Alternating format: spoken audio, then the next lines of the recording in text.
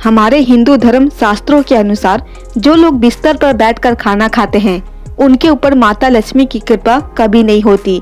दरअसल इस मान्यता के पीछे का मुख्य कारण है कि हर एक काम के लिए कुछ विशेष नियम और कुछ मुख्य स्थान बताए गए हैं। शास्त्रों के अनुसार उन्हीं प्रमुख जगहों पर बैठकर ही वो काम करने चाहिए जिनके लिए जो बनाए गए हैं, और इन्हीं कामों में से एक है भोजन करना, जिसके कुछ विशेष नियम बताए गए हैं और धर्म शास्त्रों में इन नियमों का पालन करने की विशेष सलाह दी जाती है। शास्त्र कहती है कि भोजन हमेशा एक शांत और साफ स्थान पर बैठकर ही करने की सलाह देती है। वही भोजन के नियमों में बिस्तर पर बैठकर खाने की मनाही होती है।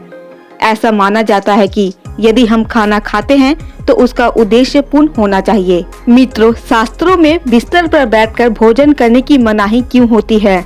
आज के वीडियो में हम इन्हीं कारणों के बारे में जानेंगे और बिस्तर पर बैठकर भोजन करने से क्या दोष लगते हैं, इन्हीं कारणों के बारे में विस्तार पूर्वक जानेंगे। मित्रों, यदि शास्त्रों की माने तो प्राचीन काल में भोजन हमेशा रसोई में बैठकर ही खाया जाता था, क्योंकि ऐसी मान्यता थी कि रसोई घर में ही पूर्ण रूप से मां अन्नपूर्णा का वास होता है। और दूसरा कारण यह भी था कि दरअसल रसोई में हम जमीन में बैठकर खाना खाते हैं, जिसे खाना अच्छी तरह से पचने के साथ सेहतमंद बनाए रखने में भी मदद करता है।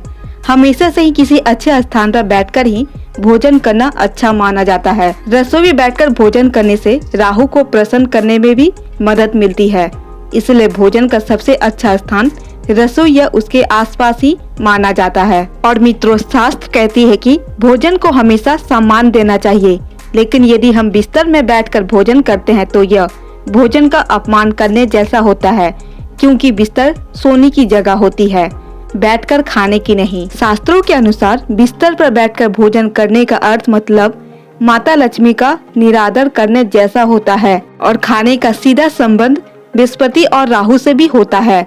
राहु को एक अशुभ ग्रह माना जाता है, इसलिए हमें हमेशा प्रसन्न करने के उपाय खोजते रहना चाहिए।